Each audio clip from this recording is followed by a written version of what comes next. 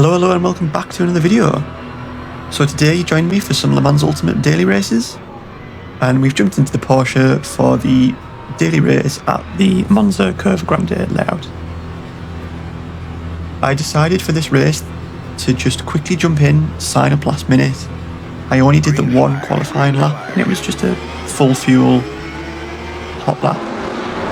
I just squeezed through with enough time to get the lap in. We only qualified P16, so we're starting quite a ways back. But that's not a problem because we all know what Monza's like. We all know what the first corner's like. So it works out quite nicely for us in the end. So I decided at the start of this race just to hang back a little bit, keep my nose clean, avoid as much damage as possible, and just try and play the long game. Fortunately on this occasion, it's not actually that bad. Into the first chicane, the Ford goes for an absolute send up the inside from a really long way back. And then for some reason, despite the fact that he's made the move on us, he decides to then squeeze us further to what would be the inside, which in the end actually works out in our favour because we can hold the inside and just squeeze him out slightly. And then he kind of outbreaks himself a little bit. Going into the second Les Mills, we get a bit of a tap on the rear. So we pick up a little bit of damage. Nothing too drastic, but it's certainly less than ideal at this point in the race. I don't really have too much to talk about with this race. There's a couple of things that I think would be nice to cover. One of them, which I think is probably worth covering earlier in the video rather than later. And it's not specific, it's not related to sim racing at all, but it's actually my voice and the way I sound. So one of the main reasons for me starting this YouTube channel is actually, it's not just because I enjoy sim racing. It's a bit of a skills development piece for me. Something that I struggle with a lot and have to do for work is presenting and talking publicly and in front of large groups or groups of most sizes for that matter. I find it to be very, very nerve-wracking and just not an enjoyable process. So I knew that I needed a way to be able to develop that skill somehow, and to be able to do that, I think the best way for me to go about it was to be able to talk about something that I have a real passion for and interest in. So starting this YouTube channel and doing these different voiceovers and live commentaries when I do them has given, or is hopefully going to give me that outlet to work on developing that skill. And that's the reason why my voice sometimes changes sort of tone and pitch quite a lot is because I'm not very good at controlling my voice. So that's why it might sound a little bit different from time to time. Anyway, moving on to the more important point, which is gameplay.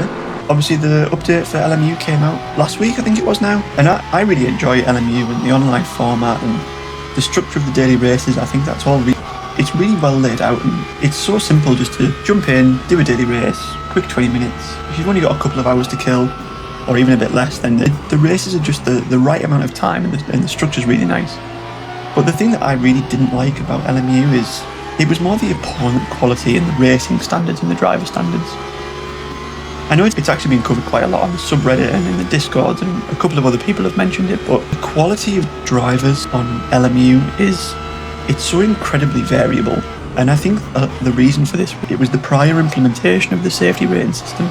Even the problem with that system was that it was just too easy for anyone and everyone to jump into a race, drive around slowly at the back, finish the race 20-30 seconds or even more behind everyone else, and gain a huge boost to their safety rating.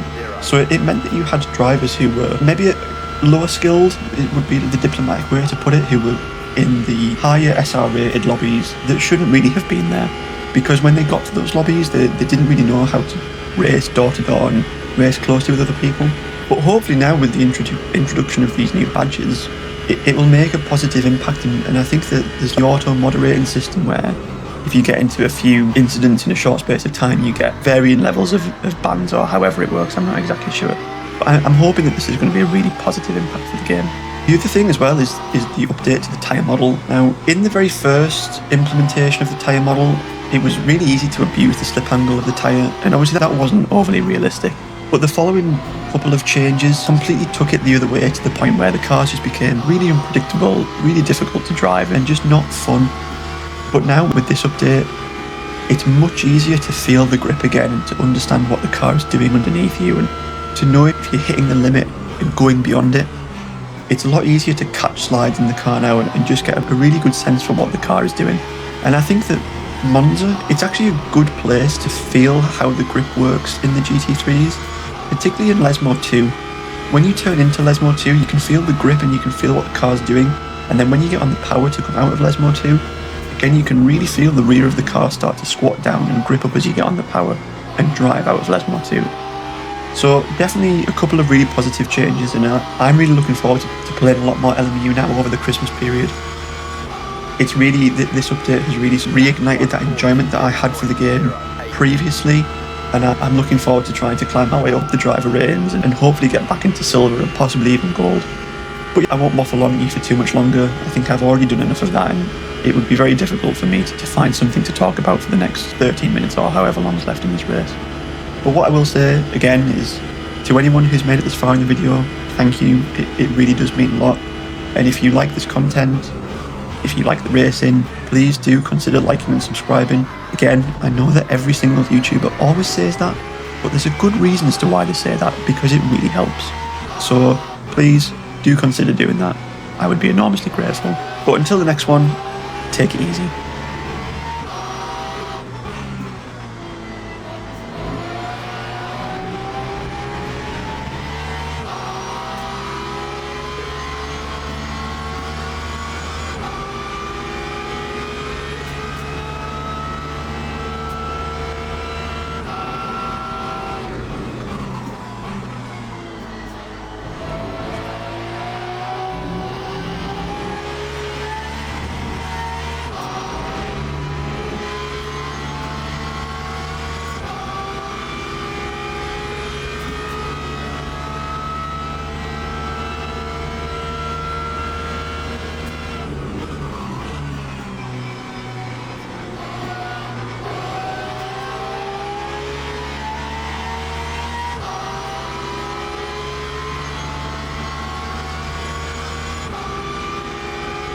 Lap 142.35.